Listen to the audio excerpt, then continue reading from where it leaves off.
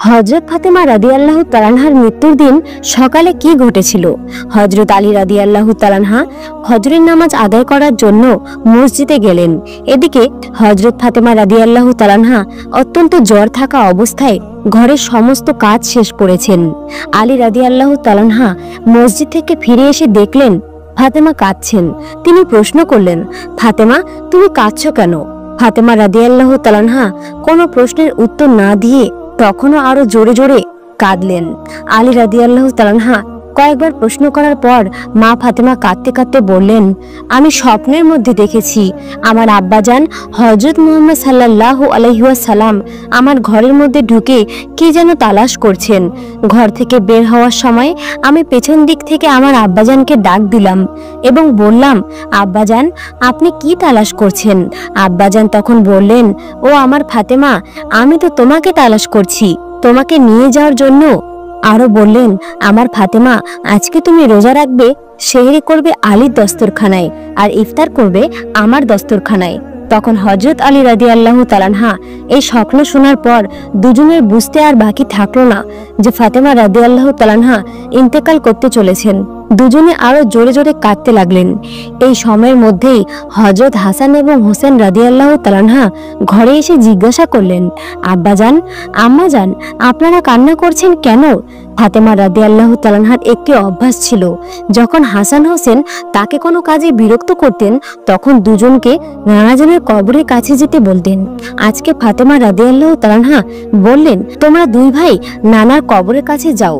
কবরের নিকট যাওয়ার সাথে সাথে কবর থেকে আওয়াজ আসলো, ও আমার আদরের নাতিরা, এই মুহূর্তে তোমরা আমার কাছে কেন এসেছো? আমার কাছে তো সবসময় আসতে পারবে। এখন যাও, মায়ের চেহারার দিকে তাকিয়ে থাকো। আজকের পর তোমাদের আম্মাজানকে আর চোখে দেখতে পাবে না। এই কথা শোনার পর দুই ভাই কাঁদছেন এবং দৌড়াতে দৌড়াতে আম্মাজানের কাছে চলে গেলেন। আম্মাজানকে জিজ্ঞাসা করলেন, তোমরা দুজন কেন কাঁদছো? বুঝেছি, নানাজান আমাদেরকে সব বলে দিয়েছেন যে আজকের দিনটি তোমার জন্য শেষ দিন। নানাজান তোমার চেহারার দিকে তাকিয়ে থাকার জন্য আমাদের বলেছেন। বিকেলের দিকে ফাতেমা রাদিয়াল্লাহু তাআলার শরীর খারাপ হলো, তাকে বিছানায় শোয়ানো হলো। মা ফাতেমার মৃত্যু পূর্বক্ষণে তিনটি কথা হযরত আলী রাদিয়াল্লাহু তাআলাকে বলেছেন। ও আলী, প্রথম কথা হচ্ছে, যেদিন থেকে আমি আপনার ঘরে এসেছি ওই দিন থেকে আজ পর্যন্ত আমি আপনাকে অনেক কষ্ট দিয়েছি। আপনি যদি আমাকে ক্ষমা না করেন তাহলে আমার কারণে আব্বাজান অনেক লজ্জিত হবেন। বলেন, আপনি আমাকে ক্ষমা করলেন কিনা? আলী রাদিয়াল্লাহু তাআলা তিনি তখন উত্তরে বললেন, হে ফাতেমা, তুমি কি বলছো এগুলো? আমি তোমার যোগ্য ছিলাম না। তোমার আব্বাজান দয়া করে মেহেরবানি করে তোমার হাত আমাকে দিয়েছেন। বিয়ের দিন থেকে আজ পর্যন্ত আমি আলী তোমাকে ঠিকমতো দুবেলা খাবার খাওয়াতে পারিনি। ফাতেমা, তুমি বলো, তুমি আমাকে ক্ষমা করছো কিনা? তুমি যদি ক্ষমা না করো তাহলে আমাকেও কিয়ামতের দিন কঠিন শাস্তি ভোগ করতে হবে। তারপর ফাতেমা বললেন, ও আলী, আপনার সাথে আমার দ্বিতীয় কথা হলো, আমি মারা যাওয়ার পর আপনি বিয়ে করে নেবেন। দুনিয়ার যে কোনো মহিলা আপনার পছন্দ মতো আমি আপনাকে অনুমতি দিলাম। আর আমার বাচ্চা দুটিকে সপ্তাহে একদিন আপনার কোলে নিয়ে ঘুরবেন। আপনার সাথে আমার 3 নম্বর কথা হলো, হাসান হোসেন যখন বড় হবে তখন তাদের দুই ভাইকে আল্লাহর রাস্তায় শরবত করে দিবেন এবং আমাকে রাতের বেলা দাফন করবেন। হযরত আলী রাদিয়াল্লাহু তাআলা বললেন, তুমি নবীর মেয়ে, আমি সবখানে খবর দিয়ে তোমার দাফন করব, এতে সমস্যা কি? হযরত ফাতেমা রাদিয়াল্লাহু তাআলা বললেন, আমার কাপড়ের উপর দিয়ে সবাই অনুমান করবে নবীর মেয়ে কতটা লম্বা, কতটুকু স্বাস্থ্যবান ছিল, এতে আমার পর্দা ভঙ্গ হবে। মা ফাতেমার মৃত্যুর পরে তার লাশ খাটে বহন করার মতো মানুষ মাত্র 3 জন ছিলেন, হযরত আলী রাদিয়াল্লাহু তাআলা এবং ছোট হাসান হোসেন রাদিয়াল্লাহু তাআলা। হযরত আলী ভাবছেন লাশের খাটিয়ে বহন করতে আরো একজন প্রয়োজন হবে, তাহলে 4 কোণে 4 জন কাঁধে নিতে পারবেন। এমন সময় হযরত আবু যর গিফারি রাদিয়াল্লাহু তাআলা সেখানে উপস্থিত হলেন এবং খাটিয়ে ধরে বহন করলেন। আলী রাদিয়াল্লাহু তাআলা প্রশ্ন করলেন, আবু যর, আমি তো কাউকে বলিনি, আপনি জানলেন কিভাবে? তখন হযরত আবু যর গিফারি রাদিয়াল্লাহু তাআলা বললেন, আমি আল্লাহর রাসূল সাল্লাল্লাহু আলাইহি ওয়াসাল্লামকে স্বপ্নে দেখেছি। তিনি বললেন, হে আবু যর, আমার ফাতেমার লাশ বহন করার লোকের অভাব, তুমি তাড়াতাড়ি চলে যাও। ও আলী, আমাকে তো নবীজি আসতে বলেছেন, তাই আমি এসেছি, তোমরা আমাকে বলোনি।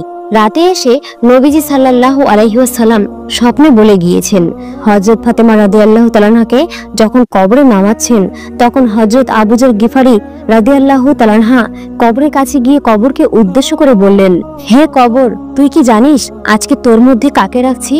উনি হচ্ছেন জান্নাতের সকল মহিলাদের সর্দার হযরত ফাতেমা রাদিয়াল্লাহু তাআলা। কবর থেকে কোনো আওয়াজ আসলো না। তিনি আবারও বললেন, উনি হাসান ও হোসাইনের আম্মা। এবারও আগের মতো কবর থেকে কোনো আওয়াজ আসলো না। তিনি আবার পুনরায় বললেন, উনি হচ্ছেন হযরত আলী রাদিয়াল্লাহু তাআলার স্ত্রী, উনি হচ্ছেন দোজাহানের বাদশার মেয়ে। খবরদার বেয়াদবি করবি না।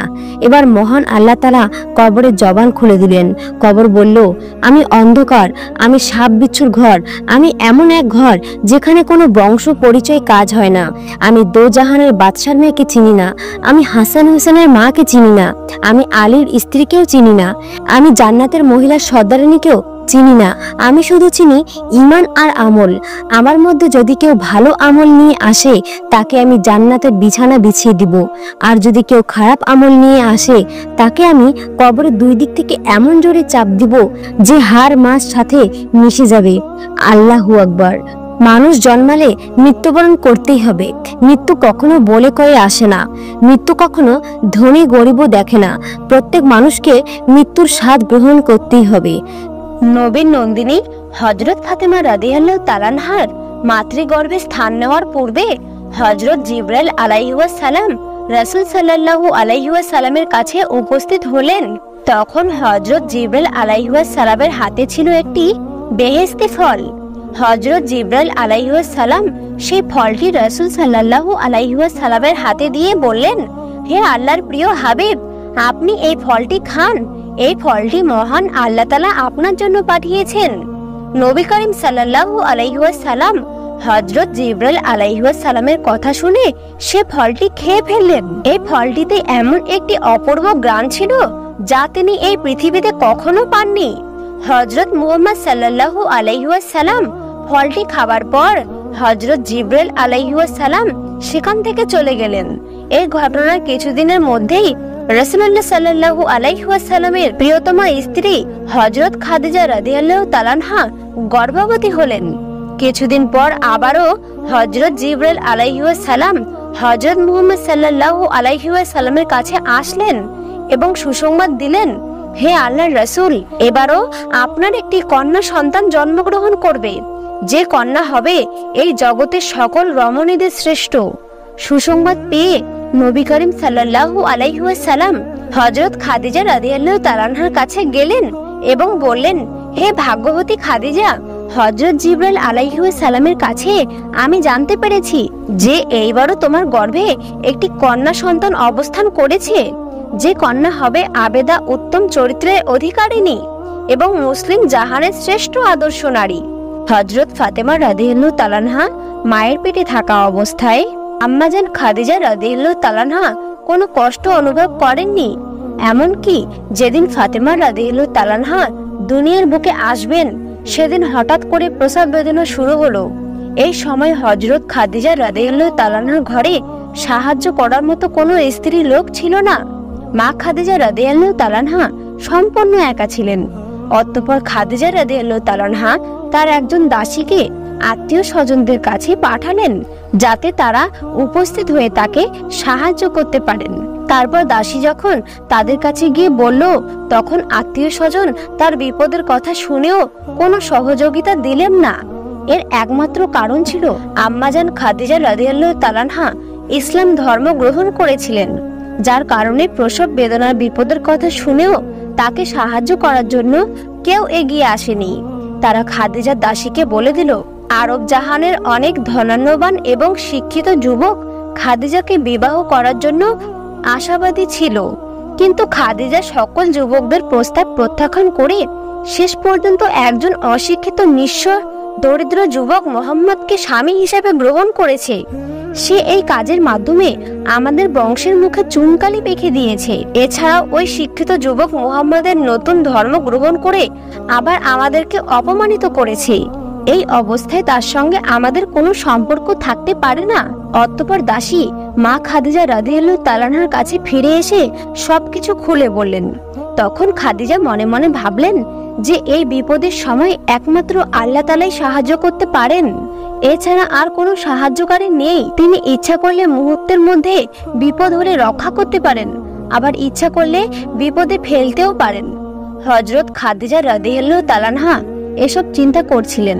এমন সময় দেখতে পেলেন তার ঘরে এক অপূর্ব আলোতে আলোকিত হয়ে গিয়েছে। ভালো করে তাকাতেই তিনি দেখতে পেলেন 4 জন জ্যোতিষময় রমণী দাঁড়িয়ে আছেন। তিনি তাদেরকে দেখে অবাক হয়ে গেলেন। কিছুক্ষণ পরে তিনি তাদের দিকে তাকিয়ে আতঙ্কিত অবস্থায় তিনি তাদেরকে জিজ্ঞাসা করলেন, আপনারা কারা, কিসের জন্য এখানে এসেছেন?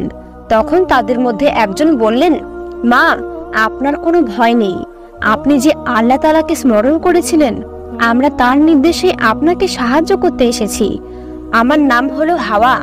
এরপর দ্বিতীয় রমণী পরিচয় দিয়ে বললেন, আমিও আপনার খেদমতের জন্য এসেছি। আমি মিশরের বাদশাহ ফেরাউনের স্ত্রী আসিয়া। আর তৃতীয় জন বললেন, আমি হলাম হযরত ঈসা আলাইহিস সালামের আম্মা জান মারিয়াম বিনতে ইমরান। সবার শেষে চতুর্থ রমণী বললেন, আমি হলাম হযরত মুসা আলাইহিস সালামের ভগ্নী কুলসুম। আমরা সবাই আল্লাহ তাআলার নির্দেশে আপনার সাহায্য করতে এসেছি। হযরত খাদিজা রাদিয়াল্লাহু তাআলা আনহা প্রসব বেদনার কঠিন বিপদের সময় তাদেরকে কাছে পেয়ে অত্যাধিক খুশি হলেন। অতঃপর নববধূর ৫ম বছরে ২০ জমাদিল উখরা শুক্রবার ভোরে আরব ভূখণ্ড আলোকিত করে হযরত সাল্লাল্লাহু আলাইহি ওয়াসাল্লামের পবিত্র ঘরে হযরত ফাতেমা রাদিয়াল্লাহু তাআলা আনহা জন্মগ্রহণ করেন। তার মন ভরানো সুন্দর ফুটফুটে পবিত্র চেহারা দেখে মনে হয়েছিল চির শান্তিময় বেহেশতের এক অপূর্ব জ্যোতি নিয়ে সকলকে খুশি করাতে তিনি নেমে এসেছেন। হযরত ফাতেমা রাদিয়াল্লাহু তাআলা আনহা ছোটকাল থেকে সর্বশ্রেষ্ঠ মহামানব হযরত মুহাম্মদ সাল্লাল্লাহু আলাইহি ওয়াসাল্লামের আদর্শ গ্রহণ করেছিলেন।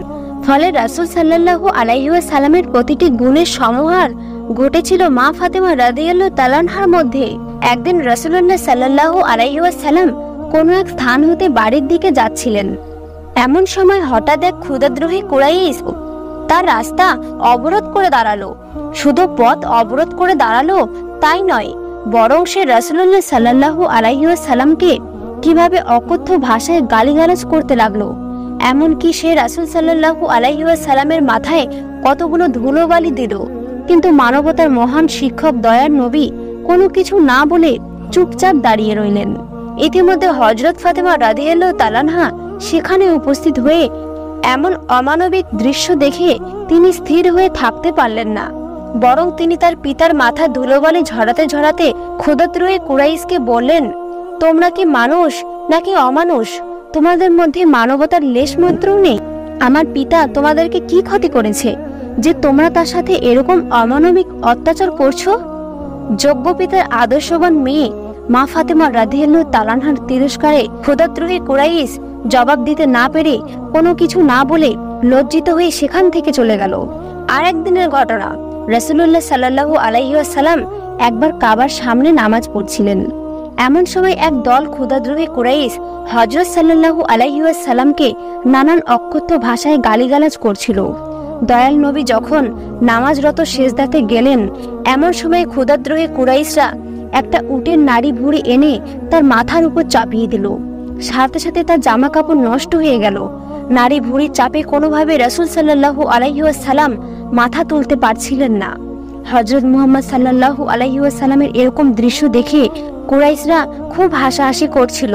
তখন হযরত ফাতেমা রাদিয়াল্লাহু তাআলা আনহা খবর পেয়ে সেখানে উপস্থিত হলেন এবং পিতার এরকম অবস্থা দেখে তিনি নিজেকে স্থির রাখতে পারলেন না। তিনি তখন চোখের পানি মুছতে মুছতে রাসূলুল্লাহ সাল্লাল্লাহু আলাইহি ওয়াসাল্লামের মাথার উপর থেকে নাড়ি ভুঁড়িগুলো সরিয়ে ফেলে দিলেন। ফাতেমা নাড়ি ভুঁড়ি ফেলে দিয়ে মনের চাপা খুব দূর করতে পারলেন না, বরং পিতার পাশে দণ্ডায়মান হয়ে কঠোর ভাষায় তাদেরকে তিরস্কার করতে লাগলেন। হযরত ফাতেমা রাদিয়াল্লাহু তাআলা আনহার তিরস্কারমূলক কথা শুনে ক্ষুধাদ্রোহী কাফেররা লজ্জিত হয়ে সেখান থেকে চলে গেলেন। ঠিক এমনই ভাবে ঐতিহাসিক উহুদ যুদ্ধের সময়ে কাফেররা পাথর মেরে নবীজিকে ক্ষত করেছিলেন। এমনকি পাথরের আঘাতে তার পবিত্র দণ্ড মুবারক ভেঙে যায়। রাসূলুল্লাহ সাল্লাল্লাহু আলাইহি ওয়াসাল্লামের আহত হওয়ার সংবাদ পেয়ে হযরত ফাতেমা রাদিয়াল্লাহু তাআলা আনহা অস্থির হয়ে পড়লেন। ওই মুহূর্তে তিনি উহুদ ময়দানে উপস্থিত হলেন। হযরত ফাতেমা রাদিয়াল্লাহু তাআলা আনহা উহুদ ময়দানে উপস্থিত হয়ে দেখতে পেলেন তার আব্বাজানের পবিত্র দণ্ড মোবারক এবং কপাল মোবারক হতে ওঝরে রক্ত পড়ছে। অজ্ঞান হয়ে তিনি মাটিতে পড়ে আছেন। এমন হৃদয়গ্রাহী দৃশ্য দেখে হযরত ফাতেমা রাদিয়াল্লাহু তাআলা আনহা রাসূল সাল্লাল্লাহু আলাইহি ওয়াসাল্লামের পবিত্র মাথা মোবারক নিজের কোলের ওপর তুলে নিলেন। তার দু চোখ থেকে ঝরঝর করে পানি পড়ছিল। ইসলামের বীর সৈনিক হযরত আলী রাদিয়াল্লাহু তাআলা আনহা ডালে করে পানি নিয়ে আসলেন। সেই পানি দ্বারাই ফাতেমা রাদিয়াল্লাহু তাআলা আনহা তার আব্বাজানের ক্ষতস্থানকে ধুয়ে ফেললেন এবং ক্ষতস্থানের মধ্যে প্রলেপ লাগিয়ে দিলেন। এরকম ভাবে আরো অনেক ধরনের ঘটনা রয়েছে যে ফাতেমা রাদিয়াল্লাহু তাআলা আনহা তার জীবনে তার পিতামাতার বিপদ আপদ দেখলে নিজেকে সুস্থ রাখতে পারতেন না, যার কারণে নবী করিম সাল্লাল্লাহু আলাইহি ওয়াসাল্লাম তার এই কলিজার টুকরো মেয়েকে প্রচন্ড মহব্বত করতেন।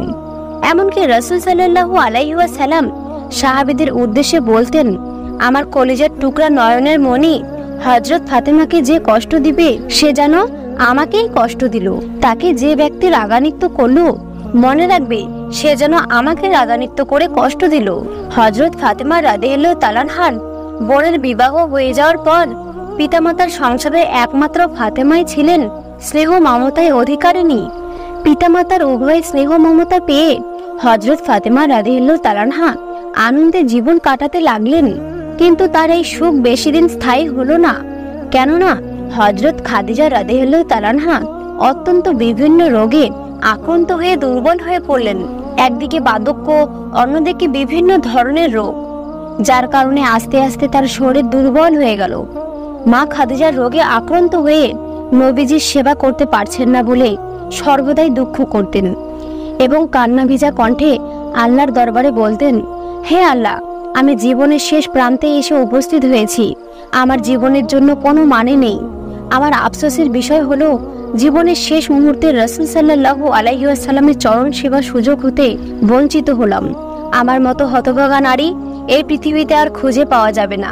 খাদিজা রাদিয়াল্লাহু তাআলা আনহার এমন আবেগ জড়ানো কণ্ঠা ভেজা কণ্ঠে কথাগুলো শুনে কিশোরী কন্যা হযরত ফাতেমা রাদিয়াল্লাহু তাআলা আনহা মায়ের হৃদয়ে চাপা কষ্টগুলি বুঝতে পেরেছিলেন।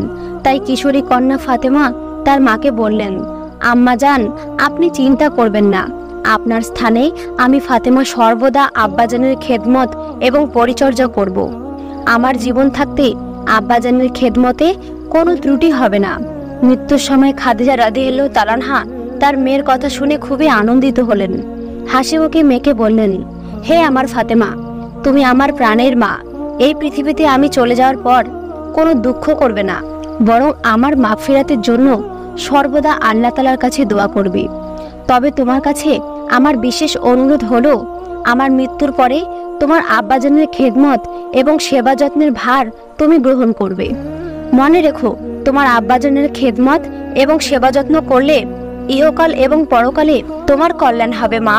আমি রহমানুর রহিম আল্লাহর কাছে দোয়া করি, আল্লাহ যেন তোমায় তোমার পিতার খেদমত করার সুযোগ দান করেন এবং তার খেদমতের বিনিময়ে আল্লাহ তাআলা যেন তোমাকে সমস্ত মানব জাতির মধ্যে শ্রেষ্ঠত্বের আসন দান করে। তোমার সুনাম সুকৃতি যেন পৃথিবীর বুকে চিরদিন অক্ষয় হয়ে থাকে। হযরত ফাতেমা রাদিয়াল্লাহু তাআলা আনহার বয়স যখন মাত্র 11 বছর, তখন তার আম্মাজান হযরত খাদিজা রাদিয়াল্লাহু তাআলা আনহা ইন্তেকাল করেন। আম্মাজান খাদিজা রাদিয়াল্লাহু তাআলা আনহার বিদায়ের পর নবী করিম সাল্লাল্লাহু আলাইহি ওয়াসাল্লাম নিজেকে স্থির রাখতে পারলেন না। মনে হতো যেন রাসূল সাল্লাল্লাহু আলাইহি ওয়াসাল্লামের অন্তর যেন ভেঙে চুর হয়ে গিয়েছে। এদিকে মাতৃহারা হযরত ফাতেমা রাদিয়াল্লাহু তাআলা আনহা দুঃখে কষ্টে একেবারে ভেঙে পড়লেন, কেননা খাদিজা তার এই মেয়েকে অন্তরে অন্তর স্তর দিয়ে ভালোবাসতেন। ফাতেমাও মা খাদিজাকে তার জীবন দিয়ে ভালোবাসতেন। একবার ফাতেমা রাদিয়াল্লাহু তাআলা আনহা তার মায়ের কথা মনে পড়ে কান্না ভেজা কণ্ঠে নবী করিম সাল্লাল্লাহু আলাইহি ওয়াসাল্লামকে বললেন, আব্বাজান, আমার যখনই আম্মাজানের কথা মনে পড়ে তখনই আমার কিছুই ভালো লাগে না। আপনি হযরত জিবরাইল আলাইহিস সালামের কাছে জিজ্ঞেস করে দেখেন আমার আম্মাজান কেমন আছেন। মাতৃহারা হযরত ফাতেমা রাদিয়াল্লাহু তাআলা আনহার এমন কথা শুনে রাসূল সাল্লাল্লাহু আলাইহি ওয়াসাল্লামের অন্তরে খুব ব্যথা পেলেন। আদরের দুলালিকে আবেগ ভরা কণ্ঠে স্নেহের সান্ত্বনা দিয়ে বললেন, হে ফাতেমা, তোমার মায়ের মতো মা এই পৃথিবীতে আর কয়জন আছে? তুমি কি তা একবার ভেবে দেখেছো? আমার দৃঢ় বিশ্বাস, রহমানুর রহিম আল্লাহ তাআলা বেহেশতের মধ্যে তোমার মাকে শান্তিতে রেখেছেন। তুমি তার জন্য কোনো দুঃখ করবে না, বরং সর্বদা তার মাগফিরাতের জন্য আল্লাহ তাআলার কাছে দোয়া করবে। অতঃপর বিশ্বনবী যখন মক্কা থেকে হিজরত করে মদিনায় চলে আসেন, তখন হযরত ফাতেমা রাদিয়াল্লাহু তাআলা আনহার জন্য বিবাহের প্রস্তাব আসা শুরু হলো।